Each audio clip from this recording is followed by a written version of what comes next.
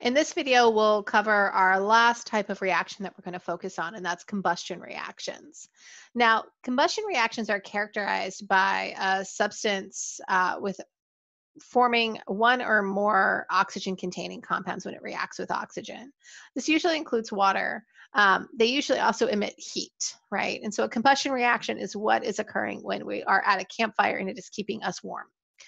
But these are also redox reactions most fundamentally. And so we can take a look at that. So we have a simple example of methane reacting with oxygen to form carbon dioxide and water. And this is a combustion reaction we looked at earlier. So looking at this, we can assign oxidation states based on our rules, as I've already done here in this picture.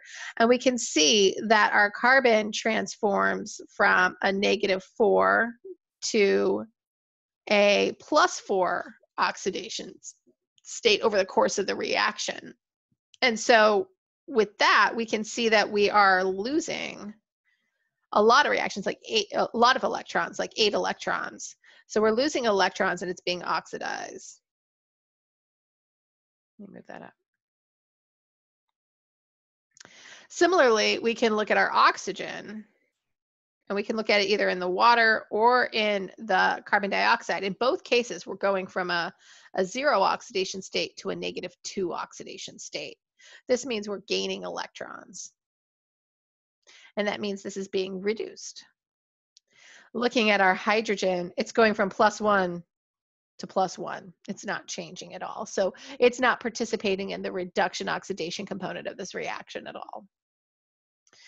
And so we can see these combustion reactions are really just redox reactions.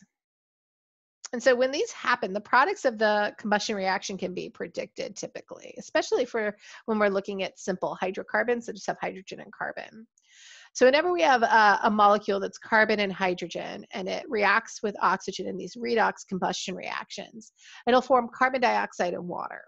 But this is only going to happen when we have an excess of oxygen around, like plenty of oxygen to go around. If we are in a limited oxygen state, then instead of producing carbon dioxide, we're going to produce either carbon monoxide or just carbon soot along with water. And so we won't have as much oxygen, it's limited, and so we see carbon monoxide and carbon. Now, if sulfur is part of the molecule, it will produce sulfur dioxide as its reactant, which is very similar to the carbon dioxide.